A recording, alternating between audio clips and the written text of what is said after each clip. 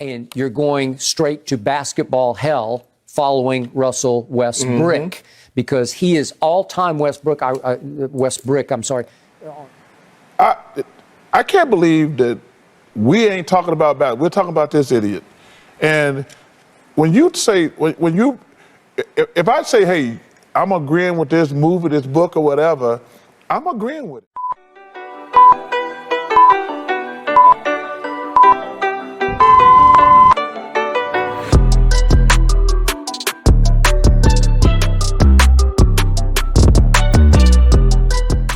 What is going on, basketball fans, and welcome to another episode of the 360 Slam podcast. I'm your host, AJ, and always remember to like, share, and subscribe now to this channel.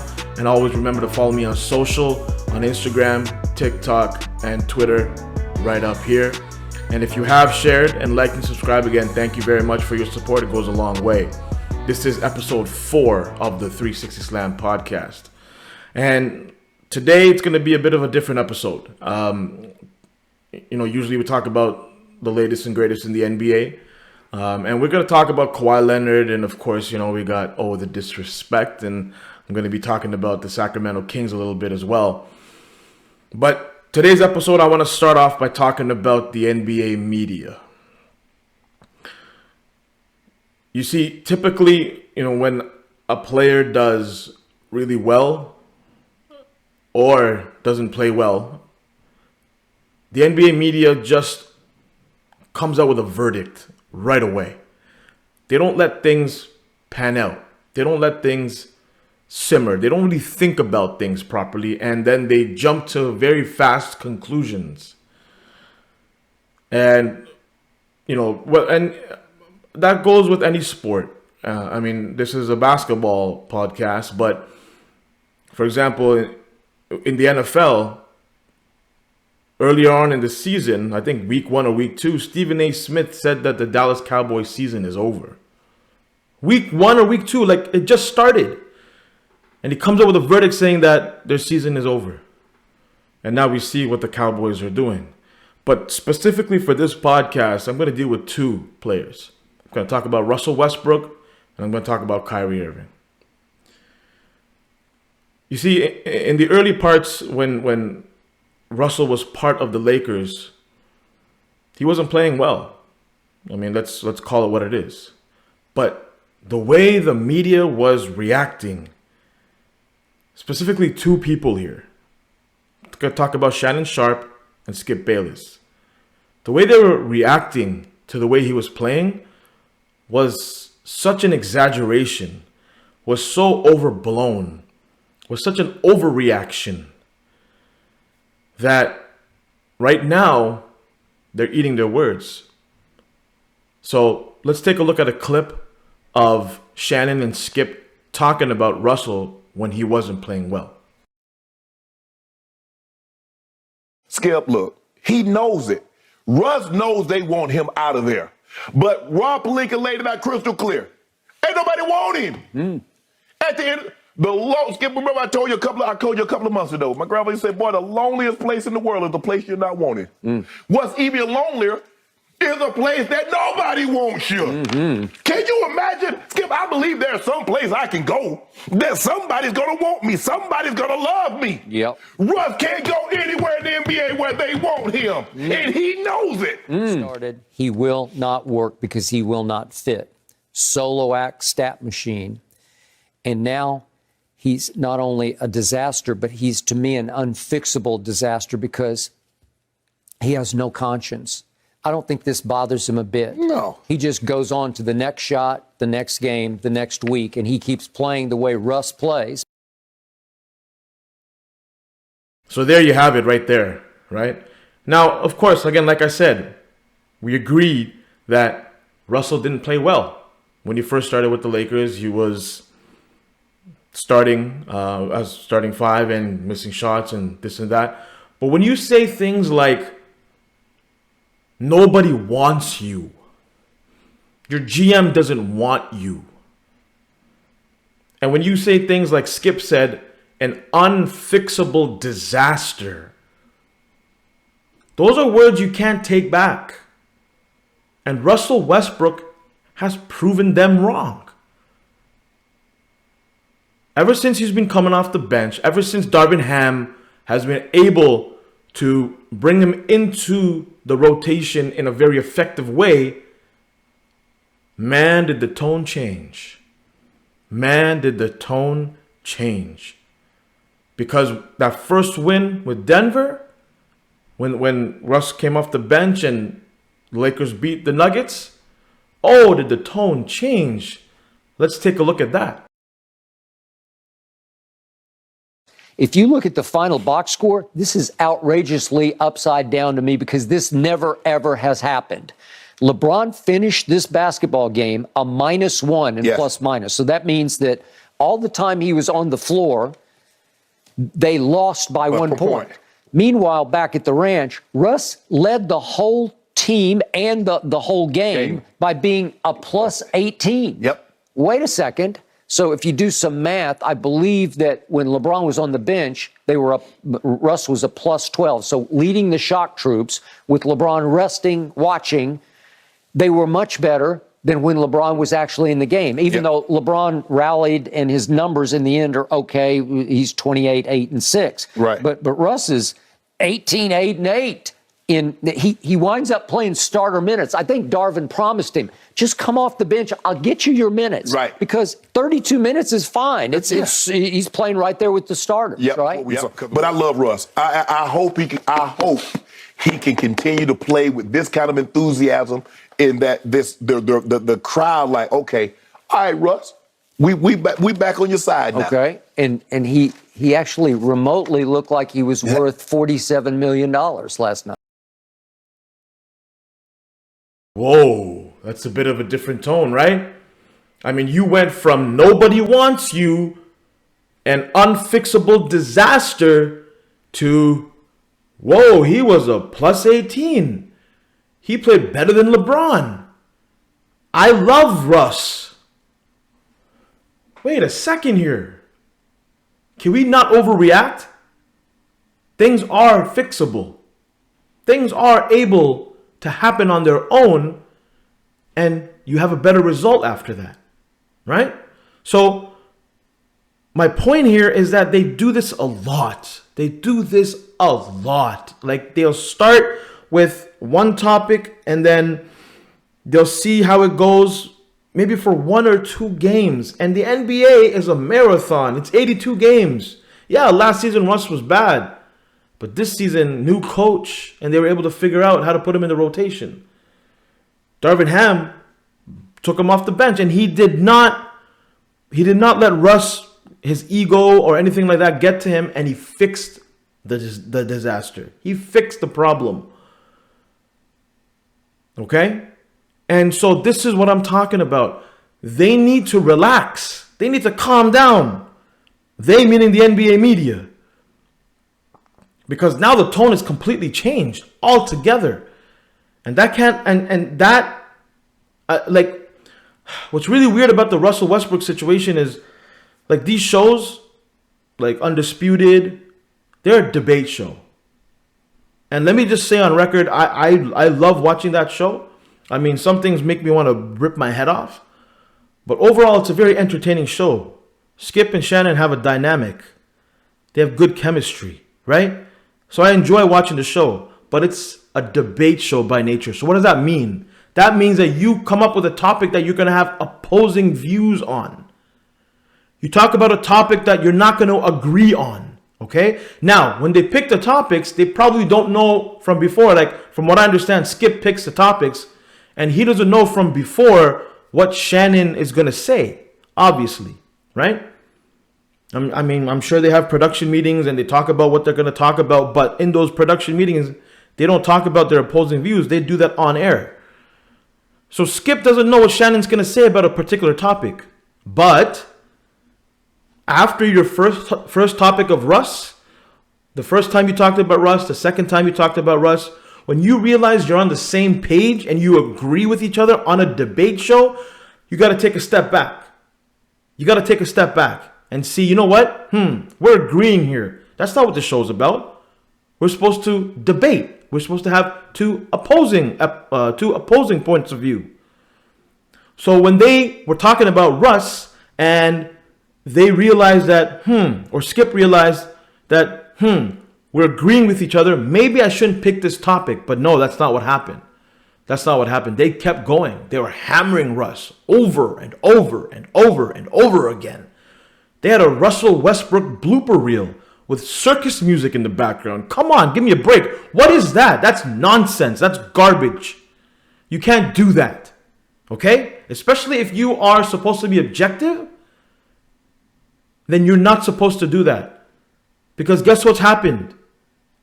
Your tone is completely flipped with Russell Westbrook. I mean, you had to apologize for calling him Westbrook and not Westbrick, Skip. That is overboard. That is when you lose credibility. That's when people don't listen to your expert analysis or your expert takes on certain issues when it comes to basketball. They want to see you be a comedian. That's what they watch you for. And if that's what you want, congratulations. Congratulations. But man, oh man, like, be patient. You guys remember Linsanity? Remember Linsanity? Jeremy Lin had a stretch of great games, buzzer beaters. What happened? What happened? Jeremy Lin, I think, is playing overseas now. Things like that. When Vince Carter first came on the scene on the Raptors, they were comparing him to Jordan. Oh my gosh. Calm down. Take it easy. Let it simmer. Let him play for a bit. Let him show consistency. Consistency. Now, Russ did consistently play bad. He did. He did. But terms like unfixable and nobody wants you, these terms are harsh and strong. And if you ask me, I know this isn't going to happen. But if you ask me, they owe Russell Westbrook an apology. They do. They need to admit they were wrong about Russ. Because Darvin Ham figured it out. Because guess what? It was fixable. Guess what? The Lakers do want Russ. So, you guys in the media, you need to take it easy. Really. Really. Like, criticize the guy for the way he plays, which you have. But saying stuff like you have, like, which is non-basketball related, like acting like you're a psychiatrist or a shrink or a doctor, saying that this is unfixable, I'm sorry. Coming up with a verdict like that, that is overboard and that's ridiculous. And that needs to stop. So that's Russ. Number 2, let's get to Kyrie. And specifically, let's talk about Shaquille O'Neal. Now, I love Shaq, okay? He's funny, okay? I think he adds an element to the NBA on TNT that we thought wasn't going to happen because it was Kenny and Chuck and EJ, and they had a great chemistry. And when you added Shaq, because Shaq has always been made fun of the way he talks, right? With his monotone voice, but he took broadcasting lessons and he gained the skill and now he has the experience. So props to him. But here's another guy. Here's another guy that went overboard by calling Kyrie Irving an idiot. It was too much. And then, so let's take a look. First, let's take a look at this clip where he called Kyrie Irving an idiot for posting that video link on his Twitter page. You have to be aware of what you're doing. And you have to be aware that sometimes when you put stuff out, not everybody's going to like it. Some people are conscious, some people are not. I could tell he's not conscious. He doesn't really care what's going on. But us, I know that the game that we used to love and we promote, it brings people together. And it hurts me sometimes when we have to sit up here to talk about stuff that divides the game. Now we got to answer for what this idiot has done. I stand for equality of all people. I've always been like that. Don't matter what religion, no matter where you're from. I could say shalom, salam alaikum, ni hao, say bon, because that's how I was raised. So I don't really want to sit up here and answer questions for what he's done. You know, if you're looking at me, it's my job to make people happy. I can't speak for him and, you know, answer for you know, what he's doing. It's obviously by his answers and the way he answers, he doesn't really care. Harsh words, harsh words. I mean, calling somebody an idiot on national TV like that is strong. And you know, this is not professional, right? People watch the NBA on TNT, that halftime show, that the pregame or the halftime or the postgame, and it's great. It's entertaining. You know, it's award winning. I believe they won an Emmy for that, and it's fun to watch. I watch it all the time. And Charles Barkley also did call Kyrie Irving an idiot for doing that.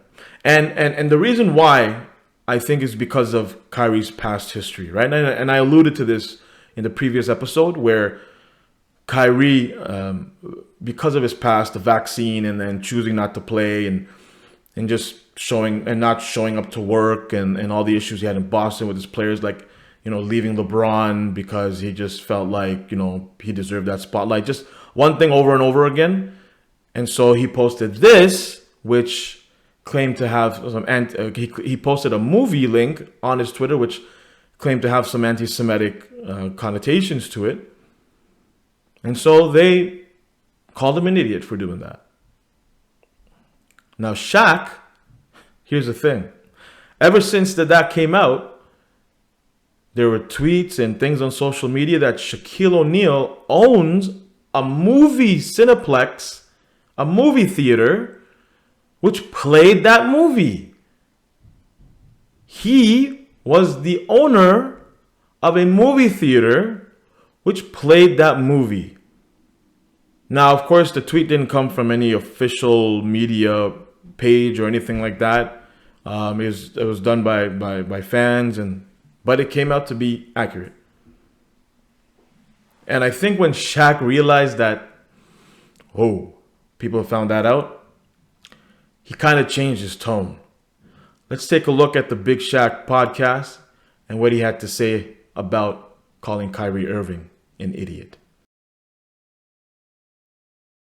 When I said idiot, I meant you can't do anything that's going to blemish your name. You personally. Especially if you have a bigger purpose, right? If you say you have a bigger purpose, I get it. You personally can't blemish or tarnish your name, your legacy, or your career. You.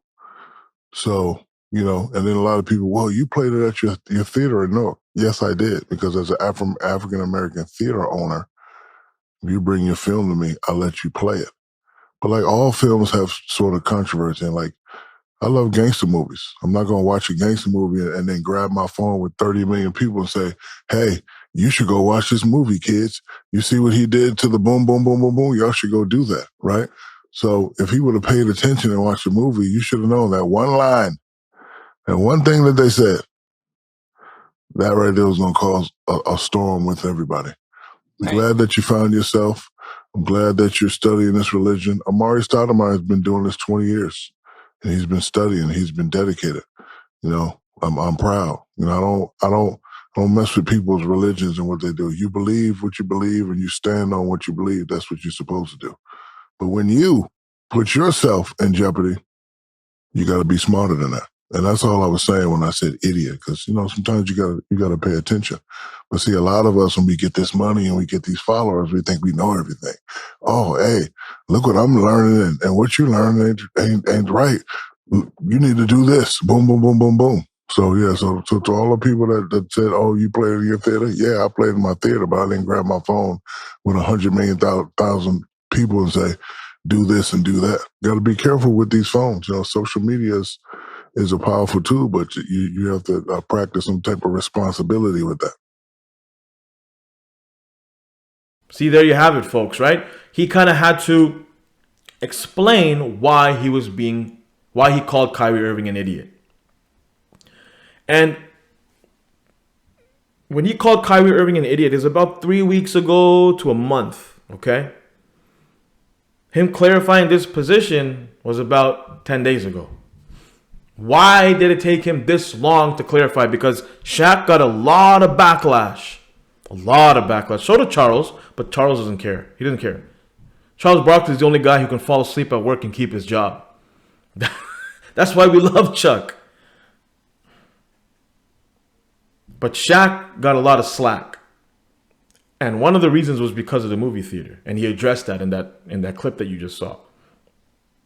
And I think that's why he backtracked. See, he was, and I don't buy it. I don't buy it. His explanation of why he called Kyrie Irving an idiot, I don't buy it. He didn't call him an idiot because you're ruining your legacy or you're putting a blemish on your legacy. Nothing like that. No. Shaq called him an idiot because he posted that link. Period. And when Shaq got exposed for being an owner of a theater which played the same movie, he's like, oh, I gotta do damage control.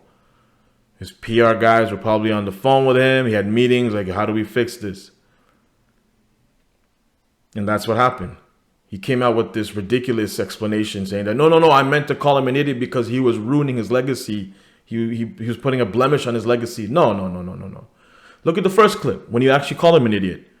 And if that is the case, that you actually meant that he was affecting his legacy and he was putting a blemish on his legacy, if that's what you actually meant, then you would have clarified right then and there. Right then and there. Because before you called him an idiot, you were talking about posting stuff and making people happy and this and that. You weren't talking about legacy. You weren't talking about reputation. No, nothing like that. You were talking about Kyrie Irving posting a link on his Twitter. That's what you were talking about. Okay? The two are completely unrelated. Then you had time to think about it. You had time for it to kind of manifest in your brain. You had time for it to simmer. And you got backlash. And then you're like, okay, I got to do damage control. And you came up with that explanation. No one's buying it, Shaq. I'm sorry. No one's buying it. Again, it's the media jumping the gun and overreacting too quickly. Too quickly. Let it take its time. Let it do its thing. Okay? Whatever issues happen, let it marinate a little bit. Right? Let it marinate. And then come out with whatever opinion that you have. Don't overreact. And this is just a point in general in life. When you hear about something, there's two sides to every story. Okay? Listen to one point, but listen to the other side. Let it think. Let it think. Let your mind work. Think about it. And then have an opinion. Have a point of view. Now, facts change. Right?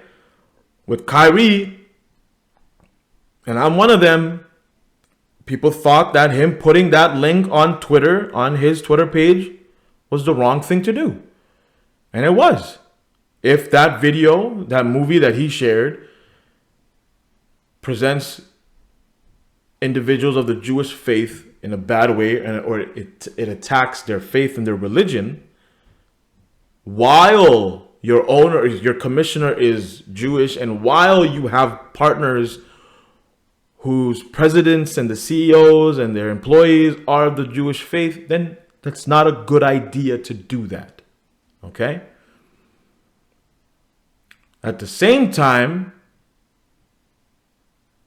the punishment and the reaction to what he got was excessive. It was overboard.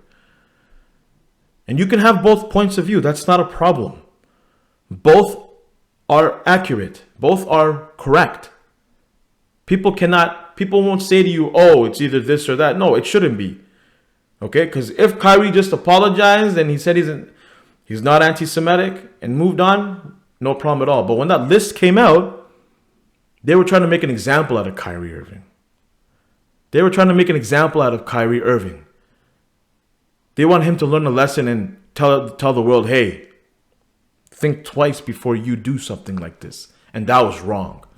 And now Kyrie has garnered support.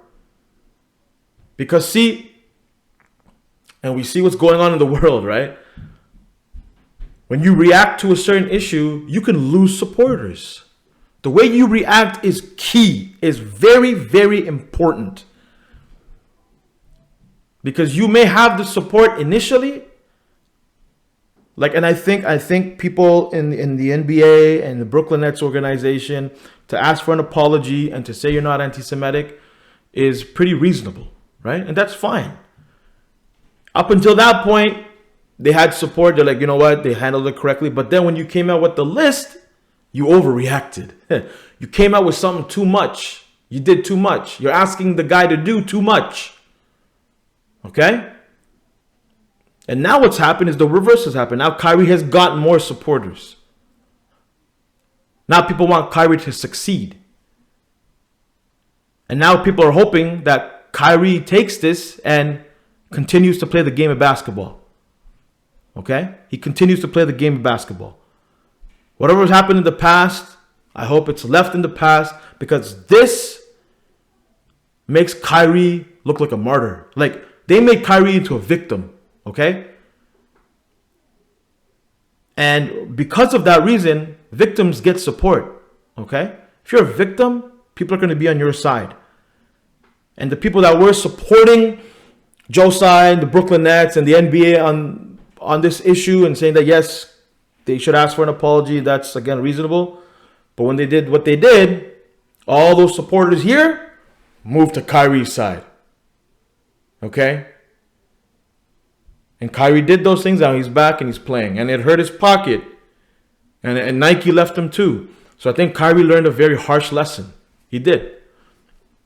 And because of that lesson, I hope that he thinks twice before he does something. Because we want Kyrie on the floor. We want him to play basketball. This guy's an all-star elite player. And him not on the NBA 75th anniversary team is one of the biggest injustices I've ever seen in my life when it comes to basketball. And that's not an exaggeration, because there are people on there that should not be there. And Kyrie Irving should be there. But all these things I'm talking about right now with Kyrie posting that link and Kyrie getting support and the Nets and the NBA overreacting, that's not what Shaq was talking about. Shaq was talking about Kyrie Irving, being an idiot for posting that link, and then he was explaining why he called him an idiot. I haven't seen one clip where Shaq talks about, oh man, they went overboard with that list. And that's the problem. That's the issue. So, you know, when an issue comes up, when an issue comes in front of you and you need to react in a certain way, just let it simmer for a bit, man. Give it time, and do not overreact. Now, when we look at Kawhi Leonard, man, it's tough because here's a guy who worked really hard in the offseason. And it's really frustrating to see what's going on with Kawhi. Here's a guy who worked really hard in the offseason to get back on track and to make sure his knee is ready to go. And if you look at pictures in the offseason, man, it's like he got injected with some vibranium in his legs, and his knees and his legs, they look really healthy. And he was ready to go this year. And I get it, you know. I mean, you came off a 1-year injury, and the Clippers thought that, you know, let's ease him into the lineup and, you know, kind of get to that point where he can start now and play long minutes. So I get that. But even though with that now, Kawhi Leonard is out with an ankle injury indefinitely. And what kind of hurts with that is Paul George is added to that list, right? Paul George is also somebody who is out indefinitely with a hamstring injury. Clippers can't catch a break, man. But what's frustrating about this whole Kawhi situation is that where does he go from here? Right? You lose value. You lose trust when this happens over and over again. And it's not his fault. I know, I get that. It's not his fault It's not like he's trying to get injured over there. No, he wants to play basketball. And so the Clippers they find themselves in a very tough situation right now that they don't know what to do because they're paying this guy a lot of money. At the end of this year, I believe at the end of this season, he's going to be paid $42 million. Next season, he's going to be paid $45 million. And then at the end of 2025, he'll be paid around $47 million, and then he's an unrestricted free agent. It's a long time from now. What do? See, after he left San Antonio, Kawhi, there was a lot of controversy, right? People saying he quit, he wasn't injured, etc., etc., etc. He went on to the Raptors, and Nick Nurse and that staff did a very good job in managing that injury. I think he was injured in San Antonio, and the Spurs, they didn't really handle that well. And they're pretty much calling Kawhi out and think that what he's feeling isn't legit. But it ended up being that way because look at what's going on with Kawhi now. Like, Kawhi is injury prone. He has a history of being injured. What's going on in LA kind of proves that he was injured in San Antonio, right? And so the way the Raptors managed it, it was done very, very well. To the point where the Raptors won a championship in 2019. Kawhi leaves for LA, goes to the Clippers, goes back home, claims he's the king of LA, and is yet to play a full season with the Clippers. So, man, it's really tough. I mean, right now, Clippers aren't doing too bad at this point in the season. They're 9th place. They're 7th place. Sorry. They're right now. They are in the play-in. So if they can maintain this, it's pretty good. It's pretty good. But if you're Ty Lue, if you're Michael Winger, their GM, if you're Lawrence Frank, the president, you really have to look back and say, you know what? What do we do about Kawhi? You had a whole year off. He had a whole year off to get better, and he comes and he plays a couple games. 2 games in, he plays more games, and then he misses a stretch of 4 or 5 games, and now he's out indefinitely with an ankle injury. Like, man, when it rains, it pours, right? So the Clippers really have a dilemma on their hand. I don't know what they're going to do. I don't know what to do. I don't know if they could trade Kawhi. I don't know if that's an option right now because he's getting paid a boatload of money. And the rumors were maybe Kevin Durant. So I wouldn't do that for 2 reasons. Number one, it looks like Kevin Durant is happy now in Brooklyn. I know he requested a trade in the offseason. But he's playing well now and he's happy. Number one. Number two, if you're losing Kevin Durant and you're not gaining Kawhi Leonard because Kawhi Leonard is not playing. He's not playing. Right? Brooklyn wants to do a reset. They fired Steve Nash. Kyrie Irving dealt with his injury, his suspension. He's back now. He's playing full time. KD looks like he is enjoying basketball once again. So Brooklyn's not touching that. But Kawhi Leonard, I mean, they really have to assess this because he's not as young as Zion. Kawhi is 31 years old. Zion's still young. Zion went injury after injury after injury, but he's still young enough to kind of bounce back. And he has. Zion is averaging 22 points per game right now. And the Pelicans are 3rd place right now in the Western Conference. They're playing well. And Kawhi really is getting up in age. See, once you cross the age of 30, it gets harder to manage your body. And the Clippers did that. And I'm not sure where they're going to go from there because it looks like it didn't work. So it's going to be an interesting dynamic with the Clippers organization. And hopefully they can figure this out as quickly as possible because I, like all of you, love seeing Kawhi Leonard play. And hopefully he can get back on track and start playing again. If not, the Clippers really have to see what the future holds with Kawhi Leonard and their organization.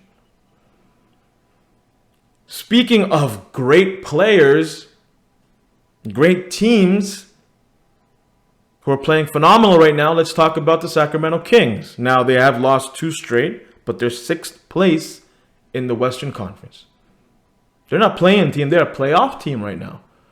Whoa, who saw that coming? Because, I mean, during the offseason, you know, we saw Sabonis is a great player. De'Aaron Fox was a great player. So, you know, when that trade happened last year for Tyrese Halliburton, it was a shocker. It was like, how could the Pacers get rid of Sabonis? And even the Kings, like, Tyrese Halliburton is a great player. And right now he's leading the league in assists. Right now the Pacers are a playoff team. And they're playing quite well. And Sabonis, it's like Sacramento is where, unfortunately, where people saw careers to die. Like, that's where careers would not flourish. And Indiana sent him to there. That's tough. But it's working out. It's working out. De'Aaron Fox is playing tremendous. Sabonis is averaging a double-double, right? Like, let me just pull up some numbers here for y'all really, really quick, right? Like, Sabonis right now is averaging 16.9 points per game and 11.1 rebounds per game on 57% shooting. De'Aaron Fox is averaging 25 points per game on 53% shooting. And De'Aaron Fox was a candidate for most improved player. Well, that he lost to Pascal Siakam, and that was correct. Pascal deserved it. But man, like, it's fun to watch. Their ball movement, their coaching has been phenomenal. Like, oh my gosh.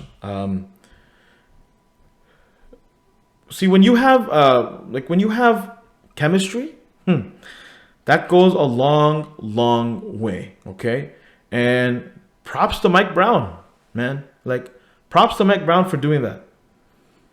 Because Mike Brown has gone through the ringer, man. He's coached LeBron in Cleveland, right? He was there during those Kyrie and LeBron years. And he's been assistant for years. So Mike Brown has the experience to coach a young team with this much talent and go far, right? Remember, Harrison Barnes was part of those championship runs for Sacramento. For Golden State. He's been there as well, right? So, Malik Monk, great outside shooter. Lakers really didn't do a good job by letting him go, right? So when you have all these pieces, I mean, Sabonis, you know, his dad was a great passer who played those playoff runs for Portland. He was part of that team, right? So Sabonis kind of has that in his blood. And he's an all-star. Domantas Sabonis is an all-star. So it looks like the trade for both Indiana and Sacramento has worked out to be great because Indiana, as I mentioned, right now is playing really well. Tyrese Halliburton is really coming to his own. Like, he's accepted the role. See, it's hard, right? When you get traded, like when he got drafted by Sacramento, Tyrese, these players, they really want to change the culture of teams, right? Tyrese came in and said that, you know what, I'm gonna change what's going on in Sacramento. I'm gonna this drought that they're on of not making the playoffs for so long, that's gonna end. And then he gets traded to Indiana. So it might have taken him some time to accept that, because that was probably a punch in the gut. But he's accepted that, right? He has accepted that. And right now the Pacers, like I said, they're 4th place right now in the conference. And I know this is a topic about the Sacramento Kings, but what I'm happy is that the trade has worked out for both, right? Like, I mean, we're looking at 19 points per game for Tyrese Halliburton and 11 assists per game. Those are great numbers. He's leading the league in assists. But what's great about Sacramento is that everybody plays their role. Okay? Takes a few years to develop. And then once you do develop and you find players who buy into the coach's strategy, like Mike Brown, then that is a recipe for success. And it's really, really great to watch what the Sacramento Kings are going through, because you don't like seeing teams in the basement for too long. You just don't. You know, Sacramento, that's all they have, that city. They don't have an NFL team. They don't have a baseball team. They don't have a hockey team. They only have an NBA team. So, you know, they haven't seen this kind of success since the Chris Webber days and the Mike Bibby days, right? So it's good to watch. It's fun to watch. And I hope that this is something that is going to continue. We're getting to that point in the season, like I said, 20 to 25 games, right? Teams have played around 20 games so far. They're getting close to it. So this next week, we're really going to see what's going to happen with the Kings and see if they're able to maintain that level of play that they've been able to play. So let's see what's going to happen in the next week. All right, y'all. Here we go. Time for my favorite segment and yours. You know what it's called, right? It's called Oh, the Disrespect. Top 5 plays, top 5 poster dunks of the week. Time to show it to y'all. Here we go. Coming in at number 5, we got DeAndre Ayton from the Phoenix Suns with the throwdown. DeAndre Ayton. Oh, the disrespect. Throwing it down. Let's see that one more time. Coming down the lane. Oh, and the throwdown was froze. Look at that. Move out the way. Move out the way. Coming in at number 4, we're going to go to Toronto. OG Anunoby, who made it twice last week, is back here over Kevin Durant with the throwdown. Pat your head. Watch your head. Look out. Here we go. One more time. OG Anunoby with the throwdown, making it number 4 on Oh, the Disrespect. Coming in at number 3, we got my guy Giannis, my MVP, coming down the lane. See, you just got to move out the way because BAM! Oh my goodness. Nurkic on another poster. Didn't you learn your lesson, Nurkic, when LeBron did that to you? Oh, Jesus. Look out. Here we go. You're not stopping that. Oh my God. Oh, the disrespect. Look at that slow motion. Woo! Poetry in motion, baby. That's beautiful. Oh. At number 2, we got Karl Anthony Towns. Starting at the 3-point line, coming down the lane. Oh, throwing it down. Vicious throwdown by Karl Anthony Towns. Look at this. Oh, over 2 players. Over 2. I mean, it was over Mason Plumlee, but the first player was there too. Oh, Karl Anthony Towns making it number 2 on Oh, the Disrespect. Now coming in at number 1, I'm just going to let you guys watch this and hear it for yourself. Number 1 dunk on Oh, the Disrespect. Pacers down 5 halfway through the third quarter. Downtown Indianapolis. Turner.